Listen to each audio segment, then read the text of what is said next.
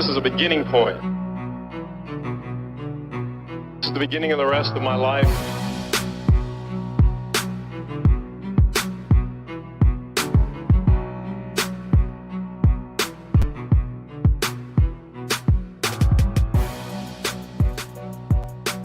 I got the meaning, and I got to write it down, because I don't want to forget it. Just win, baby.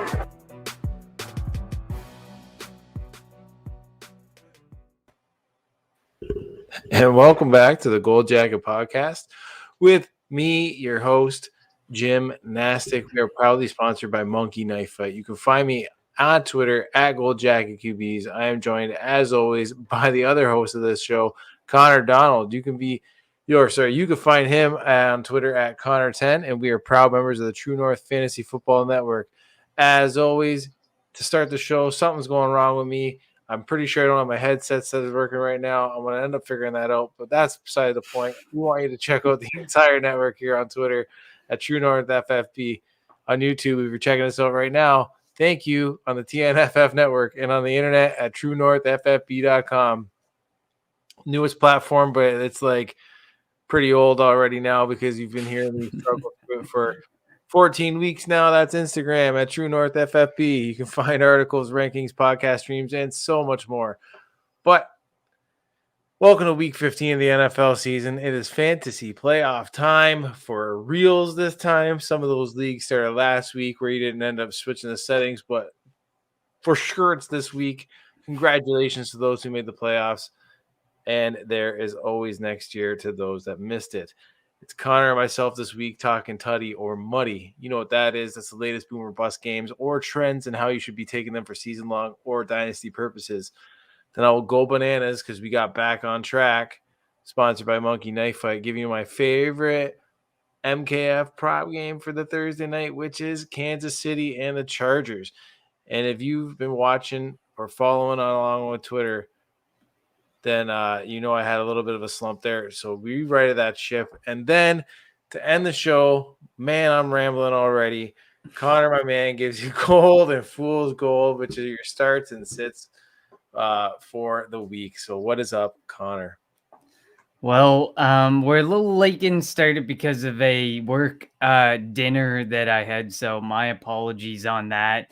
But otherwise, things are good. Things are great. And I'm excited to get this started. And we got a fully loaded show. So we're not going to waste any time getting started on this one because we are not really looking at trends this week. We're going to revisit the 2021 first round of the rookie draft and talk about the situations they're in. Are we buying them? Are we selling them? And if we were to redo the draft, where would we stand on where they were at their ADP between May 1st and the start of the season? So let's get it started right off but with the 101. And by the way, this is first round ADP via RotoViz MFL Superflex. 101, Trevor Lawrence. It feels like the fears of Urban may be coming true. There seems to be a lack of consistent offensive weaponry. Of course, DJ Chark went out. Then his other favorite target, Jamal Agnew, went out. Then I think Dan Arnold's out, and he became kind of inconsistent. Across the board, his supporting cast is just bad. And the offensive line is middle of the pack, and he himself has struggled with accuracy. But he was generational. He was supposed to be one of the top guys coming out. And I mean, it feels like he still is. Like, he throws a beautiful football. I love watching him throw a football, but his weapons, his coach, his offense is just putrid. What are your thoughts here on Trevor Lawrence? My thoughts on Trevor Lawrence are still pretty much what they were at the beginning of the season. I didn't see it. I didn't see the swing being to be taken on him. I didn't think for fantasy purpose he was going to be a hit with your early round pick there. And I guess so far he wasn't. But, I mean, I was also wrong on the guy that I would have been taking. He's a little bit further down the list. But I can't say neither here nor there because I got a guy that's listening that goes on a pitch count on that. So he chirped me last week on it. But let's keep it going. yeah. For me, I mean, I think it's a wait and see approach with Trevor Lawrence. But I mean, like Dan Orlovsky was saying earlier, I think it was either yesterday or today, he was saying they're going to have to make a choice between Trevor Lawrence or Urban Meyer. And at the end of the day, the best decision is the one that is the person you are most invested in. And I feel like that's Trevor Lawrence. You invested the 101 in him. You put the first pick of a draft in this guy and you called him your franchise quarterback. So you better invest that way, especially because he seems to have a head on his shoulders and Urban Meyer has, I don't know what we're going to call that on his shoulders right now, but it's certainly not a head and it's certainly not much of a brain. So I'd like to hear him call Saad Khan there a loser and him a winner, as he allegedly did in the locker rooms. Yeah, it's I hope pretty he's gross. gone too. I hope he's gone too, man. I'm glad he didn't take that USC job, but I'm definitely glad he's gone there. He should be. I don't even think he deserves to be in a booth again at this point. Like, this guy is so hard to talk about. So we'll move on to the 102, and that is QB. The QB Trey Lance. What little bit we have seen of Lance, he needs to be developed exactly as we knew it was going to be, exactly as the story was written throughout the offseason. But he's got some intangibles that positioned him atop this class and made him a favorite in super flex, especially because of his rushing upside. You still in on Trey Lance, or were you ever in on Trey Lance? Again, I wasn't too high on Trey Lance. I was high, as many people probably know, on the next quarterback you're going to talk about, but we're not going to talk about him next, actually. So I guess he was QB3. And another guy that I was high on. We're going to talk about the three quarterbacks I was high on. They're all low on the list, though. Agreed. I mean, I did love Trey Lance. So I like Trey Lance. I think the intangibles are there. The work ethic is there. There's so much there to love. But I mean, as we're going to talk about with another person later on in this draft who we feel is a massive disappointment, Kyle Shanahan isn't exactly doing anyone justice in San Francisco except Brandon Ayuk, George Kittle, and Deebo Samuel, apparently. Those are the only ones he's doing any justice to.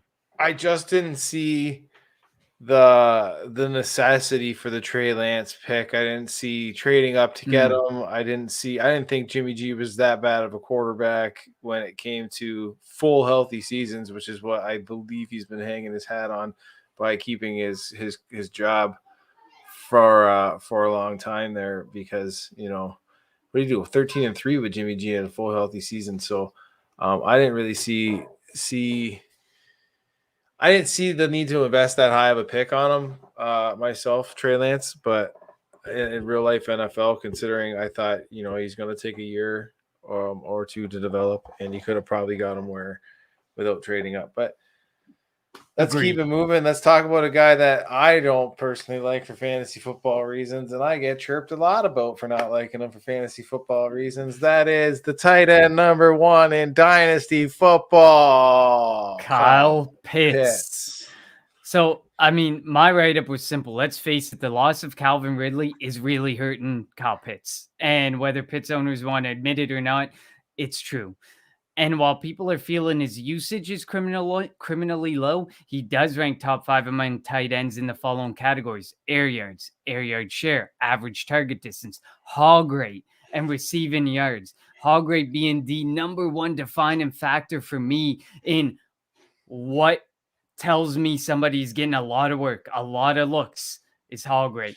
One could say like you're flipping on him now. I feel like you're liking Kyle Pitts now. Not necessarily. I'm just saying that the argument of usage, he's seeing targets, especially when he's running routes. But one could say Matt Ryan isn't setting him up for success with low catchable targets, 74.4%, which is 24th among tight ends, and a target accuracy that ranks 27th among tight ends. However, his catch rate and true catch rate both rank 37th among tight ends. I think this is just a case of a young tight end on a bad team who needs primary weapons to help draw attention away from him, and way too high of expectations way too soon. What are your thoughts, Jim? I mean, I think it's pretty obvious. Well, anybody that's been listening to this show thinks that if you didn't grab Kyle Pitts in your draft, don't go buy him now. He's still extremely, extremely fucking pricey. And I'm a type of guy that if you don't have a Kittle or a Kelsey or a Waller, the guys that have actually shown you 20-point weeks, 30-point weeks, week in and week out, that you just go wait on and go stream one from the waiver wire, because there's always a guy that ends up being relevant. I heard somebody say something about a tight end was what we wanted Irv Smith to be when Irv Smith was injured this year, and Ty Conklin is actually fantasy relevant in certain weeks. So, I mean, it's not saying that Irv Smith wouldn't have been more fantasy relevant than that Ty Conklin, but I just don't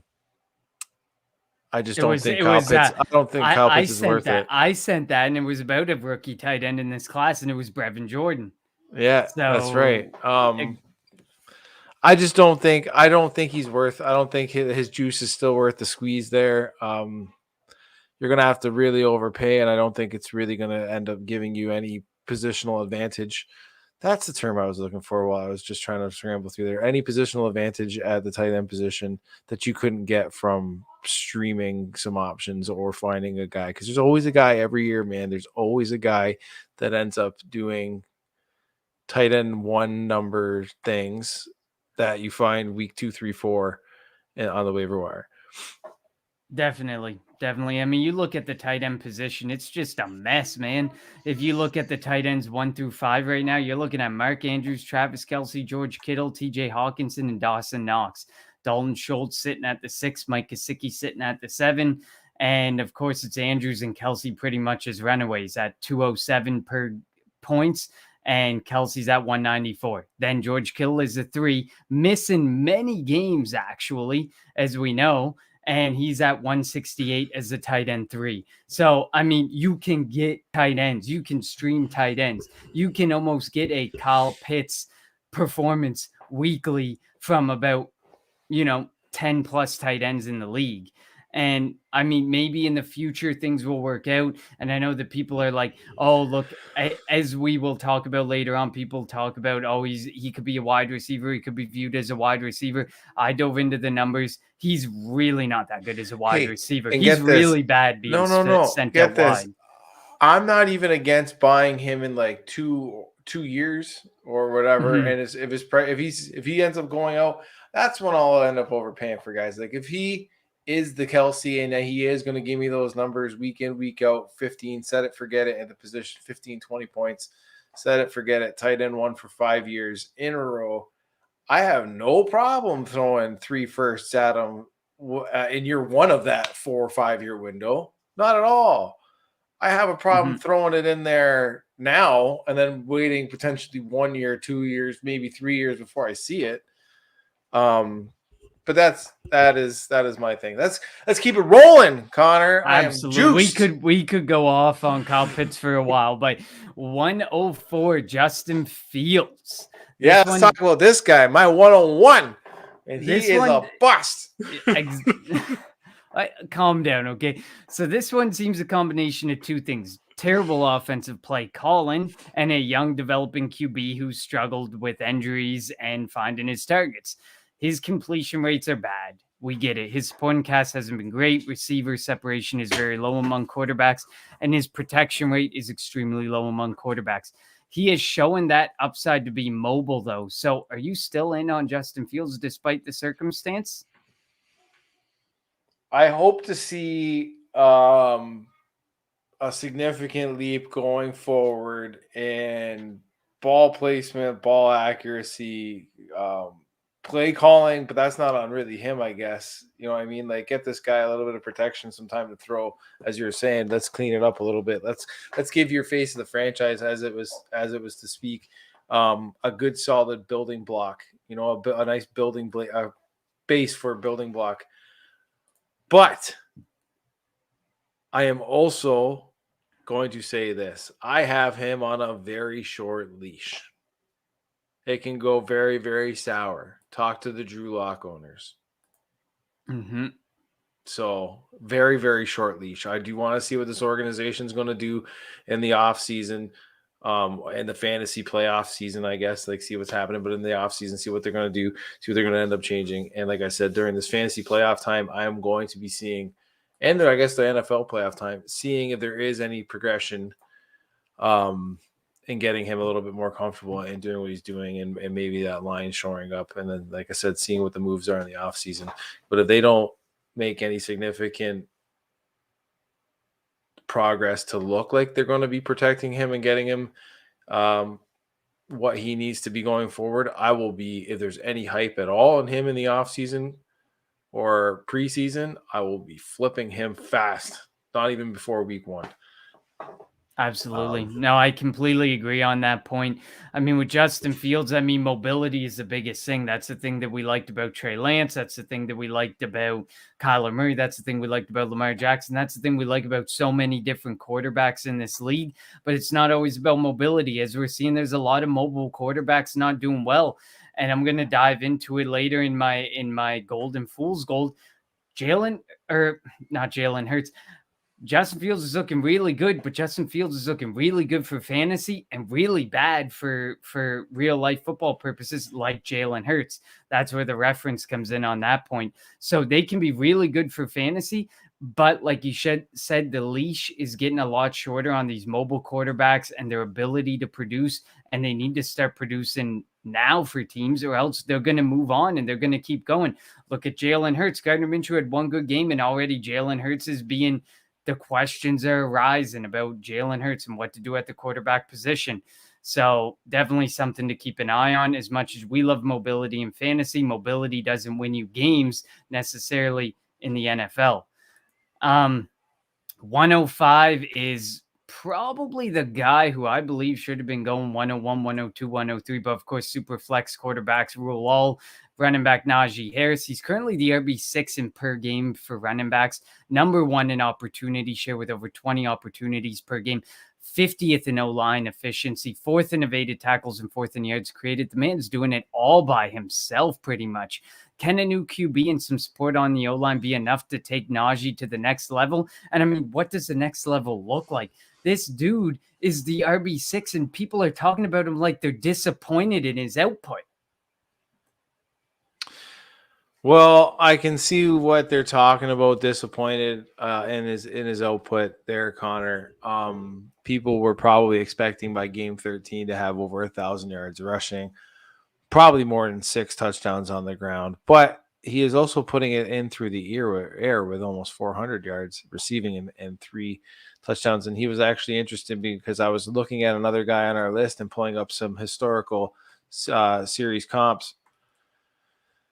And Najee Harris's name came up when I ended up running backs between 20 and 23. I originally had it as running backs age only 21 season, and I saw some interesting comps for this guy later on the list, and I went 22 and then 23, and then Najee Harris went in there. But that was running backs age 2023. You know what? Actually, I like him. Real quick. I like him. I'm not going to rant about it real quick. I'm just going to leave it at that. I agree. I like Najee Harris a lot, and I understand, Javonta Williams, the hype that's coming there. There's Elijah Mitchell. There's always people get hyped up about in the draft class. But Najee Harris was the favorite running back from the get-go for a lot of people, and they're starting to feel some sort of disappointment. But like we said, the points are there in fantasy. It's about what fantasy points you're giving me. And if you're sitting there and you're looking at an RB6 average, and I know that this has been a really weird year because of the circumstances, all the injuries and everything, but you still got to love Najee Harris. They invested in with the draft capital in him. And at the end of the day, they're not going back to the well for the running back position. They trust Najee Harris. They like Najee Harris. They have way more pressing needs along that offensive line at the quarterback position and other places than just a running back position. So I think you have a safety net for like 3 or 4 years. Okay, I'll go into it. I like Najee Harris. The guy I was actually talking about was Javonta Williams. Was the guy I was looking down on the list. I think he was 109. But And I ended up pulling some numbers, and the criteria was running backs. And this is when Najee finally hit it. Was when I hit the age 23, but it was for age 21 running backs. I'm just going to divert here, Connor, real quick. And I had at least 250 receiving yards, 3 rushing touchdowns, 3 receiving touchdowns, and 725 yards in their age 21 season. It was Javonta Williams so far. And there was one other running back that I pulled up. There was only one other running back to do it. And that was Saquon Barkley. And then so I was like, okay, let me expand my search to 22. And then when I hit the 22, it was Le'Veon Bell, Alvin Kamara, Christian McCaffrey, Kareem Hunt, James Robinson, Miles Sanders. Then I hit 23, and you added Joe Mixon, Darren McFadden, Christian McCaffrey again, Alvin Kamara again, Devontae Freeman, and then, like I said, then you hit Najee here. So, like in this running back class, I'm not personally upset with him being the running back 6 in 879 yards rushing, but I do see what people thought. Like, I can see people probably thought they were going to get 1,000 yards rushing out of him already, and probably 500 yards receiving out of him, but he's not doing it too bad. I mean, and you got to remember, they got 3 wide receivers on that team. Well, now 2, but they had 3 wide receivers on that team that could dance at any given time. You know what I mean? Like, yeah, and I mean, we got our guy Matt in here saying 18.5 PPR points per game according to Fantasy Pro. What's to complain about? That's the thing. You're sitting there, you're saying, well, what about 1,000-yard season? The dude is still giving you 18.5 PPR points, and the guy hasn't really missed much in the way of action. No, what else are you asking for from a fantasy perspective is my issue. Like, people are expecting, so what do you expect, 25, 30 points? There's not many guys putting that out right now. And the guys who are putting that out are sitting on the IR right now because the workload became really excessive. That is what you expected from him, though. You didn't expect a tier 2. You expected a Christian McCaffrey, a Saquon Barkley, Dalvin Cook, a Derrick Henry. The crazy thing is he's still tier 1 based on per game output. I understand that, but that was what you expected. You expected those 5 type of guys, career output numbers. Absolutely. And you're not getting it. But that is besides the point, because like you said, he's giving you RB6 numbers. I am sorry to skip ahead and go to the 109 spot with taking it over with Javonta Williams. But let's keep going, because there's another guy that I didn't want to talk about, because I also pulled up some interesting comps on this cat. But let the people know who you're talking about first. The 106 wide receiver from Cincinnati, Jamar Harris. Chase is a wide receiver 7 with a massive 61,035 and 10 season right now. The Bengals offense has been looking fairly strong. Chase and Higgins have gone back and forth, sharing being the wide receiver 1. And Chase is top 10 in drops, which were a concern, but so was Deontay Johnson last year. And nobody's complaining about the drops as he sits there as a wide receiver 7 with a 1,000-yard season and a 10-touchdown season to his name. Obviously, Jamar Chase has to come out of this as a wide receiver 1 in this class, and it's not going to change. And there's a good chance, just like Justin Jefferson, who's probably leapfrogged to the wide receiver 1 in Dynasty, Jamar Chase is probably going to be a top 10, top 5 wide receiver in Dynasty going forward. What's your thoughts, Jim? So I think he is a fantastic wide receiver to be having. And if you didn't grab him in your drafts, I'm sorry to say you're going to have to severely overpay now, because the people that drafted him are definitely truthers with it. And so when I ended up pulling up his numbers here for player season finder on statheadfootball.com, I put in a couple of things here with wide receivers that got at least 1,000 yards or more, 10 touchdowns and 55 receptions in their age 21 season, and since 2010 to 2021. And there has been only how many, Connor, would you say? Probably 1. Do you know who it is? And he's a guy that I'd still like to have on my dynasty team right now. Give it to me. Mike Evans. Oh, baby. Mike Evans. Ooh, I like it. Because that dude's getting disrespected. I agree. Mike Evans is getting disrespected, and people still expect the touchdown regression from Mike Evans, and it doesn't happen, and the disappointment's there, kind of like with Derrick Henry. People were waiting for the fall off. They wanted the fall off, and they wanted the injury to happen so that they could brag that they called that fall off. So, well, if I can get the consistency of Mike Evans from Jamar Chase for the next 7 years that I've seen from Mike Evans from 2014 to 2021, sign me up. Agreed. I mean, I don't think there's many years in the last 6 or 7 years that Mike Evans hasn't been a top 24 wide receiver. I don't have the numbers right in front of me, but I feel like the numbers are very slim, almost none, that he hasn't been a top 24 wide receiver, and he's been closer to more like top 15 and in that discussion. So absolutely. Well, and 1 year, him and his partner were both top 5. You know what I mean? And that's insane. That actually, I mean, Burrow's no Brady, not going there. But with T. Higgins now finally getting those touchdowns, even though he was getting the target volume before and everyone was panicking saying, he's wide receiver 36. No, the volume numbers, like you were saying, with the targets and the hog rate that were showed that as long as he got a couple touchdowns, the touchdowns is what T. Higgins was missing all season. He's getting it. There is belief that they both can be sustainable in that room. Now, if Tyler Boyd could also be sustainable for fantasy purposes, that would be a hit.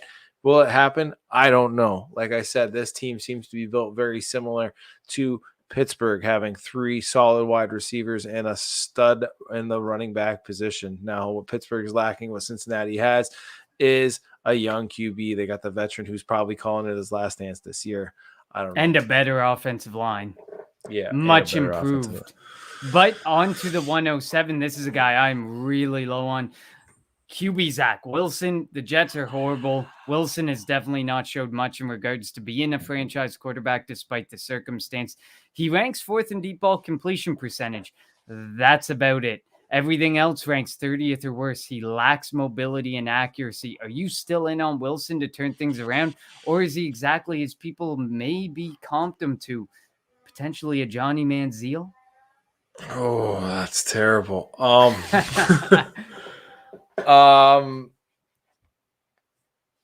don't like this one, Connor, too much because I have so much love for Elijah Moore, and I've seen what Elijah Moore can do. Now, I guess it's not been with Zach. It's been more with Flack and with White.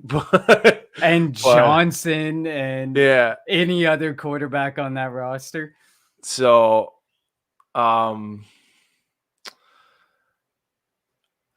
would refer my answer back to what I said about Justin Fields with I still like what's potentially there. Again, 3 NFL teams were in the talks to try to move up to get him. So they know more than what I know. Is he set up for success? I don't know. Maybe it's just the organization of New York and they haven't turned it around yet. Maybe Saleh wasn't the answer. I don't know. Because I even saw a comp where I think it was Van Jefferson and Denzel Mims about how they were both pretty similar scores in their Senior Bowl, and one goes to the Rams and one goes to the Jets, and he went to the Jets with all the opportunity in the world, and now he's being shit on by the fantasy community. And now Van Jefferson, I mean, you waited on him for the 1 year, and now he's paying fantasy dividends, and who would have actually thought it when considering Mims was the better prospect? But can't say neither here nor there. I just want to shout out our boy Matt over in the group chat there, over in the chat there. He said you're right on the Mike Evans situation. Lowest was wide receiver 23 according to Fantasy Pros, and that's going back to his rookie season. Just saying on the Mike Evans front. And this year, Godwin is 6 and Evans is 9, I believe, is what Matt's trying to say in that, or was. That's beautiful. In that year that you were referencing, Jim. I'm assuming it's in the year you were referencing, Jim, that they were 6 and 9, because I don't think that Godwin's that high this year. But yeah. So no, I think he's saying Godwin is 6, because I remember them being both top 5. Oh, maybe. They finished 3 and 5 1 year. Yeah, no, I remember that year. That was the year that, was it not the year Jameis Winston threw the 30-30 season?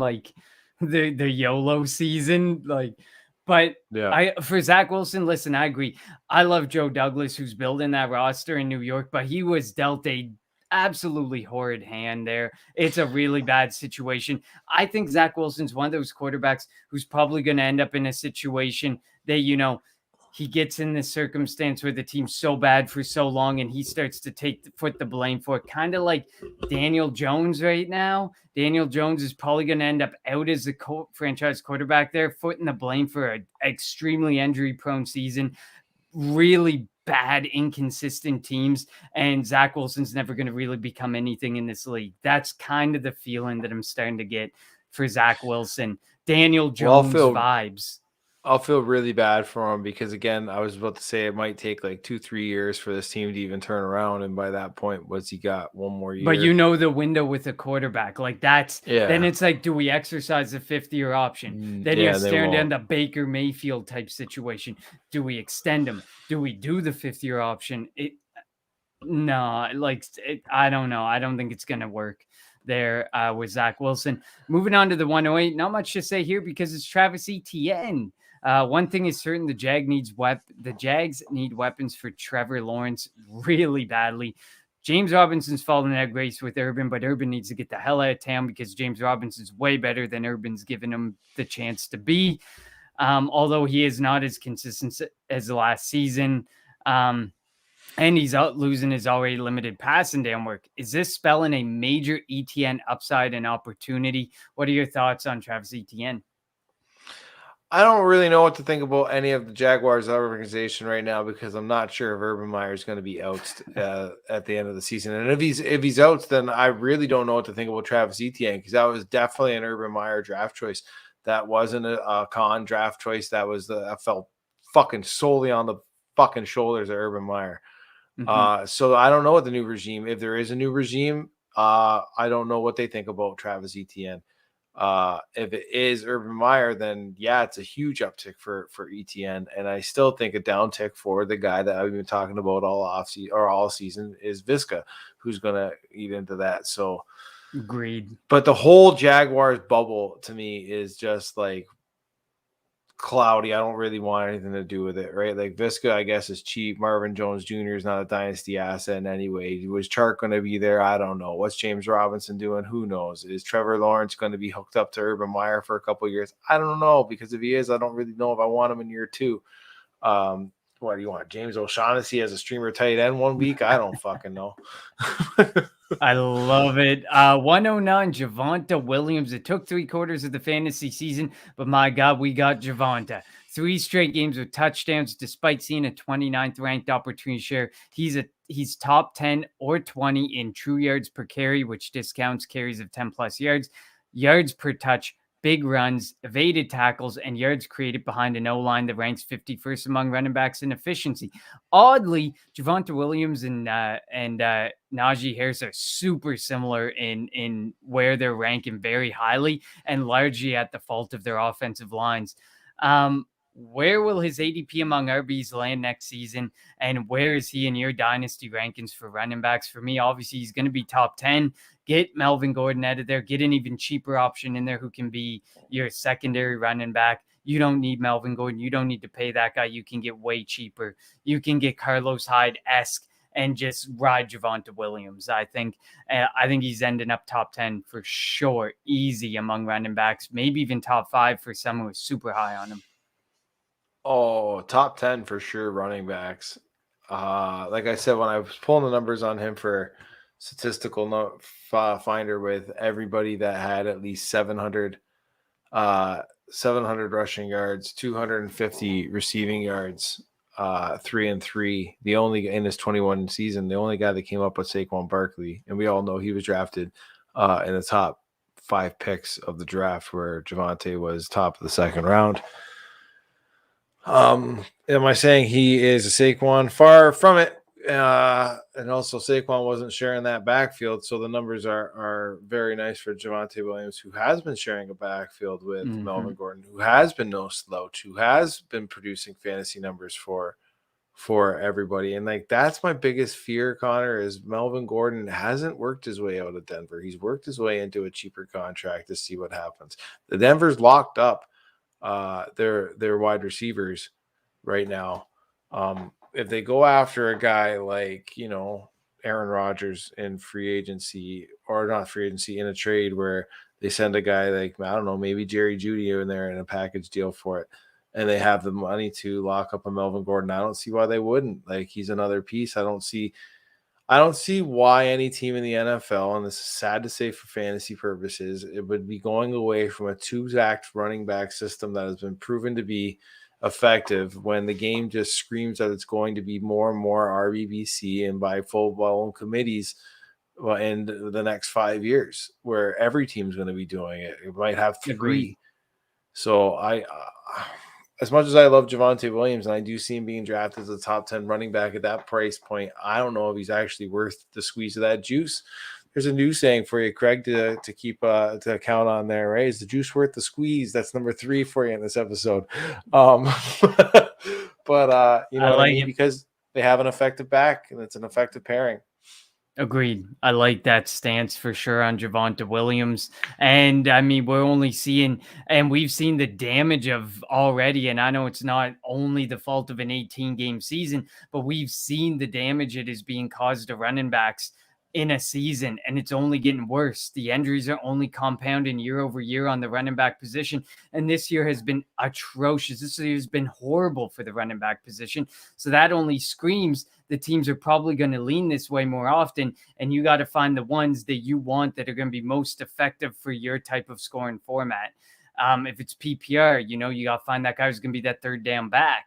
If it's if you want to lean on a running back like a Derrick Henry, like a Javonta Williams, who's going to produce a ton on the ground, then look that direction. But it's going to take a lot more research and a lot more digging, and not just leaning on, well, this guy could be the number one, because could be the number one isn't going to mean a whole lot in fantasy anymore, because like you said, we are getting away from that situation and circumstance for running backs. The 110, Devonta Smith. There have been signs of Smith being the wide receiver 1 and the top receiving option in Philly. And then you see the potential impact of that Jalen Hurts might have on that ceiling. His 11.6% hog rate, which ranks 66th among wide receivers, is downright disrespectful. His number 6 in unrealized air yards speaks volumes to the type of passes and accuracy of passes he is seeing. 76.5% catchable targets, 47th among wide receivers. Can you trust the skill in Smith to downplay the risky opportunity that's currently existing for the future in Philadelphia? I don't want any options in Philly that aren't Dallas Goedert in the tight end position. And even then, I'm not paying probably for Goedert because it's a high premium price. Fact of the matter is, I don't know if you get any consistency through any fantasy options in Philadelphia that you can safely plug and play into your lineups week in and week out for the price point that you're going to pay for them. And that includes Devonta Smith. I like it. And watching Devonta Smith play and the situation is pretty ugly. There's been a ton of missed targets, a ton of times where he's been wide open and he's been missed. The circumstance is very weird. The opportunity is there. The skill is there. He is a dirty route runner, but the circumstance is very troubling in Philadelphia right now. 111 QB Mac Jones. Mac Jones has been the safest and most consistent rookie quarterback this season. Completion percentage is 7th in the league. Top 10 protection rate, top 15 supporting cast, top 10 passer rating. He's currently the QB 21 with only 3 top 12 showings to his name. Is he just a safe fantasy quarterback and a good real life quarterback? AKA some names that come to mind, if even for 1 or 2 seasons: Derek Carr, Teddy Bridgewater, Jimmy Garoppolo, Baker Mayfield. Fuck off trying to throw Derek Carr's name in there. I knew it was coming too. I'm like, just skip over Derek Carr. Listen, man, Mac Jones, he's very, very good. If you took him late round QB in your fantasy startups, you're loving your life. Now, he's safe. He's safe. How are you loving your life unless you're trying to move him? You get this guy who's going to be ranking between 15 and 20 year in and year out. Year in and year out, motherfucker. He's a rookie. Maybe he gets better, but look at the names that you're going to try and put ahead of him. There's already probably 6 to 10 names you can easily put ahead of him. So 6 to 10 names that you can easily put ahead of them. For the sake of the show, Connor, I will ask you to put those behind the scenes to me because I will go off on this. We got to keep it going. Absolutely. And the final pick, one of probably currently the most underrated picks and one of the best wide receivers in football right now. That is Jalen Waddle. Waddle is taking full advantage of injuries and all around him to stand out as a guy in Miami. He's currently the wide receiver 13 in fantasy. He ranks 5th in total targets, 2nd in reception, 8th in yards after catch, 12th in catch rate, despite ranking 95th among wide receivers in catchable targets. Fun fact, he ranks 71st in cushion allowed, but 15th in target separation. Was this season enough for him to be moved up the rankings for you? And in Superflex, does he end up ahead of some of those drafted before him, i.e. Devonta Smith, Javonta Williams, Travis Etienne? Well, for me, he was already being drafted ahead of Devonta Smith and Travis Etienne. I was passing on those particular players as it was. I like Waddle, man. I really like Waddle. I like the rapport that is happening with him and Tua. It looks decent. It looks like a good connection. It looks like he has been worthy of the first round pick. Yeah, I do think his draft stock's going to go up to us. I mean, I don't know what it would be now because obviously that's rookie ADP and he's not a rookie anymore. But you know what I mean.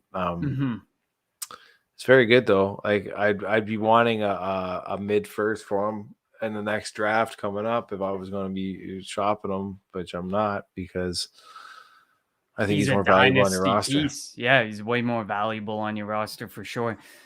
Quickly before we jump into the next sections of the show, a quick shout out to one person outside the top 12 ADP that's going to be a Tuddy that you need to get your hands on, and one who's outside the top 12 ADP who's going to be muddy. All started out, and I think we both agree on this point. He had an ADP of 13.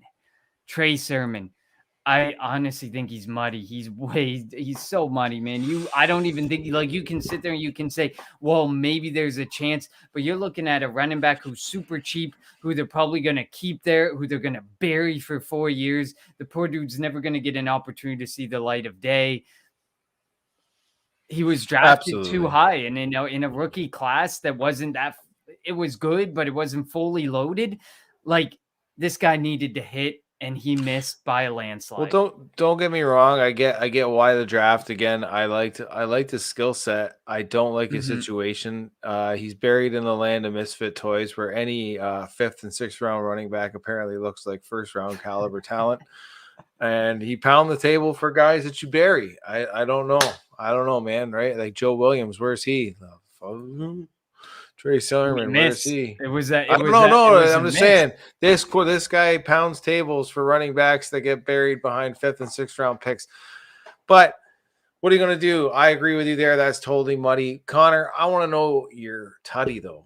I don't care about the muddies. I want to know the guys that should be grabbing. My Tuddy is going to be Josh Palmer. He had an ADP of 32. So the Chargers have $70 million in cap space. They have the 2nd most cap space in the NFL next year, but that doesn't mean that they need to bring Mike Williams back. I think this week was a perfect example. Mike Williams was a side piece to the Jalen Guyton and Josh Palmer show, and that's without Keenan Allen in the picture. You put Keenan Allen in the picture with Josh Palmer and Jalen Guyton, with Justin Herbert, with Austin Eckler, with hopefully Donald Parham next year and Jared Cook out of the picture, you're fine. You're fine. You don't need to bring Williams back. You can let some other team overpay for him and take the risk on the inconsistencies of Mike Williams. Josh Palmer is a guy you got to get your hands on. This was a couple games where he really flashed. This past week was super good. Maybe wait a bit. Hopefully Keenan Allen coming back will bring his value down a bit. Grab him before the offseason. There's no reason to bring Mike Williams back into that fold. I like it. I absolutely like it. I've been trying to really figure out who it would be, if it would be Jalen Guyton, if it would be Josh Palmer. In one league I was in, I had to scramble because Keenan Allen was on the COVID, and I grabbed Josh Palmer and was definitely pleasantly surprised watching him go. I totally agree with you, Connor. I liked what I saw from him. He looked fluid, looked consistent, looked to have a rapport with a nice young quarterback that people like to hang their hat on. And he made some he's going to lose his Thursday too. Don't worry. Who's your guy? Oh, everybody knows my guy because he's outside the top 12. I talk about him every week. That's Pat Fryermuth. I was actually shocked to find out he was tight end too, being drafted in the position. That shocked me, but either way, still outside the top 12. Guy you got to have on your team. Way especially in outside tight the end top premium. 12. What did we say? 20? I think I told you 23 or something, like Yep. back end of the second round, almost third round. Doesn't even matter. The guy is awesome. And like I was saying to Connor in the group chat there that I'm in there with a couple other guys, when we were talking about another particular fella, I ended up bringing up Pat Fryermuth because I like to whenever I possibly can. And I said, you have to look at when he's being used, when he's being looked at, when he's being thrown to. He's being thrown to in critical situations, game-winning drive situations, end of the clock, game-winning touchdown grab situations, which may or not have been slapped out of his hand. I mean, maybe if they had an extra second or two to throw another play, he would have caught the second one. Third down attempts, he's being used in hurry-up offenses. He's being used, and he's being looked at by a quarterback. Now, he might be at the end of his years. He might be in the golden era of his career, but he fucking knows what he's doing, and he's a smart quarterback. So that tells me if he's gained the trust of a smart quarterback like Ben Roethlisberger, who's real life knows his football shit, that the next quarterback coming in, God forbid that it is a Dwayne Haskins or a Mason Rudolph, but the next quarterback coming in can't be worse than those two. And hopefully has been watching and taking some notes from some veterans, because like the young guys like to do, they like to mold their game off of veterans. So hopefully they take the time and effort to look at that a veteran is trusting a rookie in these critical situations. He's getting open and he's earning the trust. So Agreed. And I think that he has proven that you can move on from Juju. Same situation as Mike Williams. Let somebody else pay Juju. Let somebody else test the waters with Juju, because you got Deontay Johnson, you got Chase Claypool. No matter how stupid he may be, you got Chase Claypool, you got Pat Fryermuth, you got Najee Harris, you got the pieces. You got an offensive line that needs to be worked on a little bit, and you have a major glare need at the quarterback position, but their defense is pretty good as well. So you know that the needs are offensive line, quarterback, move on from Juju. Pat Fryermuth becomes the favorite target in the slot, him and Najee Harris. 100% agreed with you on that point, Jim. Absolutely, Connor. But I want to go bananas. But before we go bananas and get my potassium in, I want to show a throw out to the GOAT District there, JD and Dan. I'm rocking their Viridian Global merchandise. And as always, we want to get a word from our sponsor, Viridian Global. Here at the Gold Jacket Podcast, we take family very seriously. We know that family doesn't always stop at the bloodline. It's a word that ensures trust. It's a word that, well, around here, means that I know that I can count on you to have my back. Viridian Global is family. A family of the Fantasy Collective. And that is the exact reason Viridian Global will have your back. And I don't just mean literally covering your back in the best apparel they can possibly outfit you in. I mean it every step of the way, from finding the brand that fits you best to tracking your order to making sure you are fully satisfied at every step. With over 50 brands a part of the Fantasy Football Collective family, what are you waiting for? Join the family now. ViridianGlobal.com. Yeah. All right, Connor. We're going to go bananas. You see the yellow chartreuse behind me. That's the word hoodie. That's not the banana. It's all right, though. We are going bananas. Close enough. It's Thursday. It's finally a good game you're going to be rocking in here, where I'm excited about it. You got the Chiefs, who are rolling red hot now. Remember in the beginning of the season where everyone was worried Pat Mahomes was throwing weird? They suck. It's over. My buddies were saying at work, it's 30 done. The kid's done. Justin Herbert owns the West. Fuck him.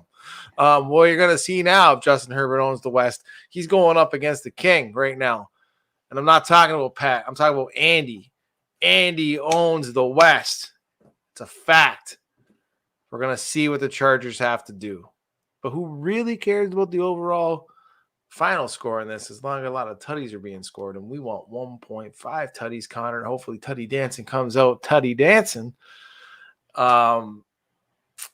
And because I'm not really sure, and last week we ended up having to pivot with that Adam Thielen thing where I got that injury question wrong, but KJ Osborne, thank the Lord, came out in the end of the thing. I'm not 100% sure on Mike Williams. I'm not 100% sure if Keenan Allen in that COVID protocol, because I thought he would end up making it out, but he didn't. So I'm not sure about that. So I'm going to go on the other side of this ball with KC. And I know I'm rambling, so I'm going to make this quick. I'm going for the run game here in Clyde Edwards-Helaire. He looks good. Looks solid behind that offensive line. Looks like he's getting opportunities behind that offensive line, and I think he's going to continue to get opportunities. I'm also going to have to toss it because it's usually one or the other of these guys. And last week he didn't really have that good of a game, so I'm hoping that he bounces back this week and he sees the paint, throws on that painter's smock. I'm talking my boy, 87, Travis Kelce, the dynasty tight end one, putting it in. Now we got to go on the other side of the ball because I can't just stack this thing with 3 Chiefs like I was telling you. I'm not sure about Austin Eckler. He left the game last week. I don't know. I don't know if Keenan Allen ends up going because of the COVID. I don't know if Mike Williams, Mr. Consistency and the injuries, is going to end up going in. But as the guy you were talking about, you need on your dynasty teams, you also need him in your touchdown dances.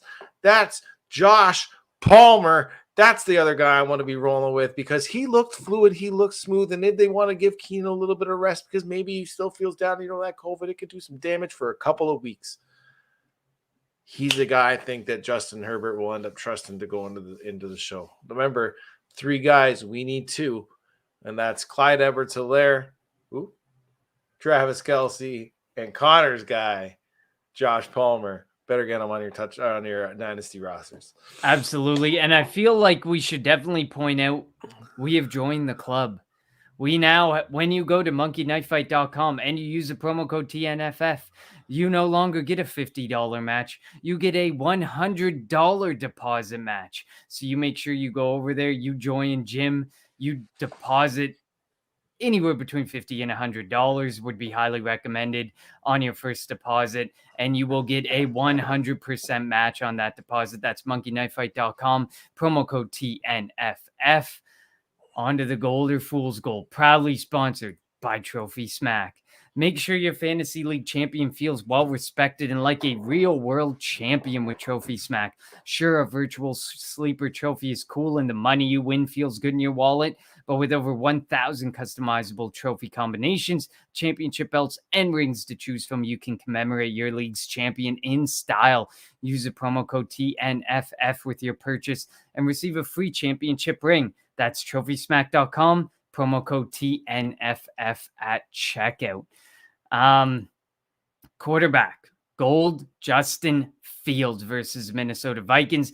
Minnesota as a team is bleeding out points, yards, and blowing leads all over the place. So this is a very rare time I stand with Nagy and Fields and their ability to do something. The Vikings just helped Big Ben look 10 years younger and allowed Jared Goff's best game of the year, potentially his career as a Lion as well. Back-to-back 25-point fantasy quarterbacks.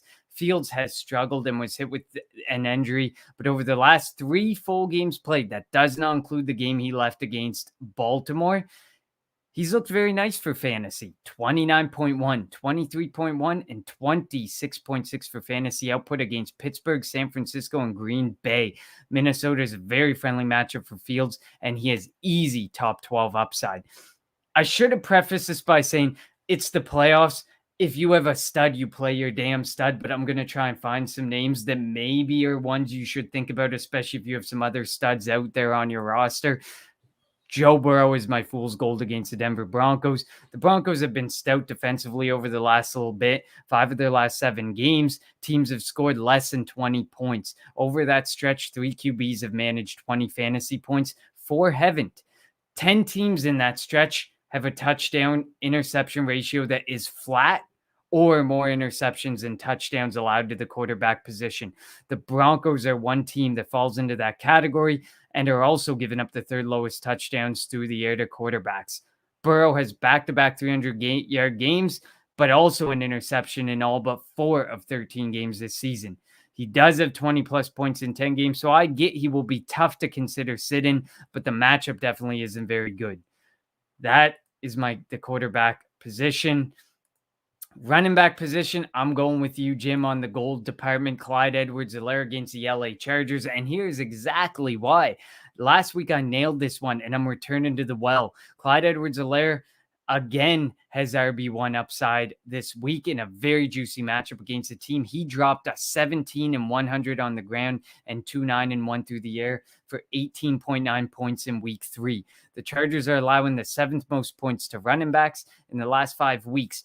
4 of the last 5 weeks, they've allowed a top running back to drop at least 15 on them. They also have allowed a touchdown to an RB in, get this, 9 straight games. And Jim wants you to go Tuddy dancing against that defense. Fool's gold, Aaron Jones against Baltimore Ravens. If there was ever a game for Aaron Rodgers to throw the football 50 times for 500 yards, this is probably the game. Baltimore's secondary is in dire straits, but their run defense has been top notch. 2 backs have managed 20 or more, DeAndre Swift and Jonathan Taylor, while 3 other backs have put up 15 or more. While 7 teams leading backs have delivered 10 or less. The resume is quite impressive for those who have delivered 10 points or less. That's Nick Chubb 2 times, Austin Eckler, David Montgomery, and the combination of Javonta Williams and Melvin Gordon. If Jones leads your running back stable or Dillon is in consideration as a flex for you, it may not be a great start to the playoffs for you. Wide receivers.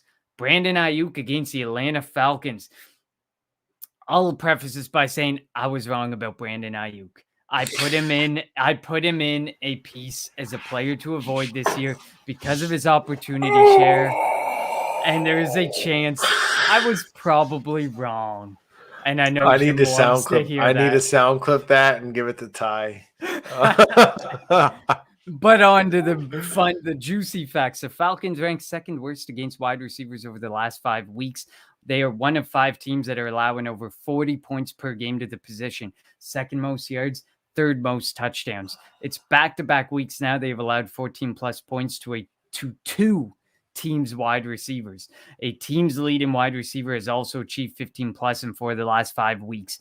Ayuk has been a roller coaster for some, but he has achieved 12 plus points in 4 of his last 6 games, including 2 20-point outings, 50 plus yards in 5 of 6, touchdowns in 3 of 6, and he's seen over 6 targets in 5 of the last 6 games.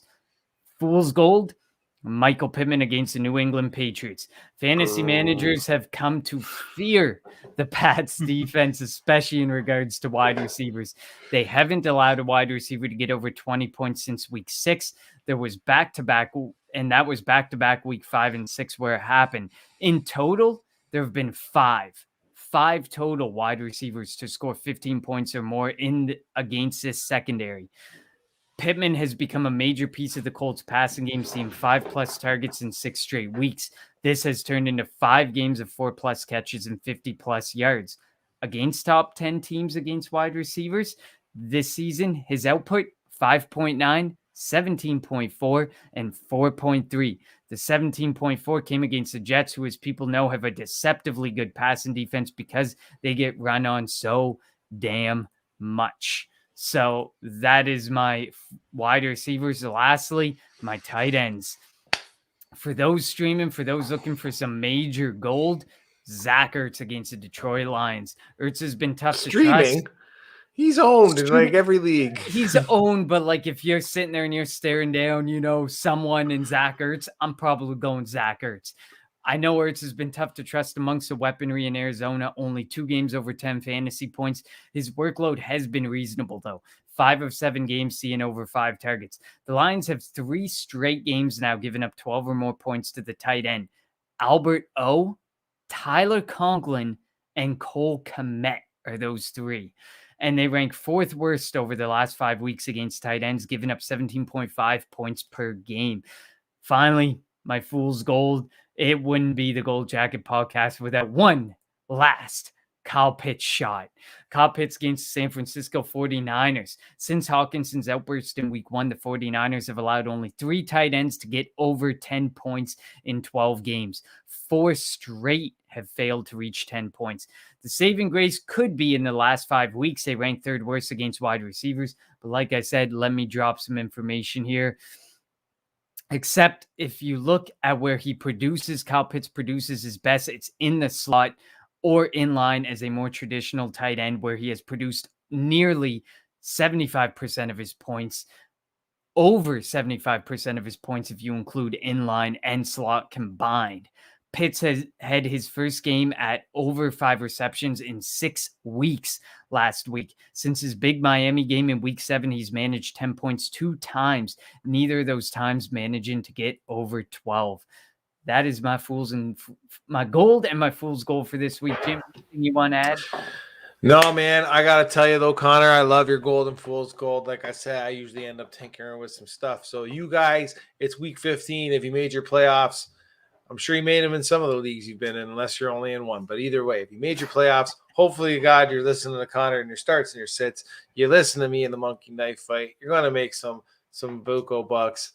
Thank you very much for listening on this platform. If you're listening on the audio, whether you're on Google platforms, Spotify, Podbean, Apple Podcasts, wherever you are, Stitcher Radio, could you please and give us a review? I appreciate that very much. Helps us get noticed a little bit more.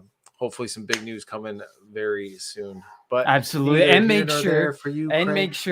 You follow Jim at Gold Jacket QBs as well. Me at Connor10 TEN on Twitter. Following already if you're listening. Should have already been following, and if you're here for the first time, welcome, and we hope it's not your last.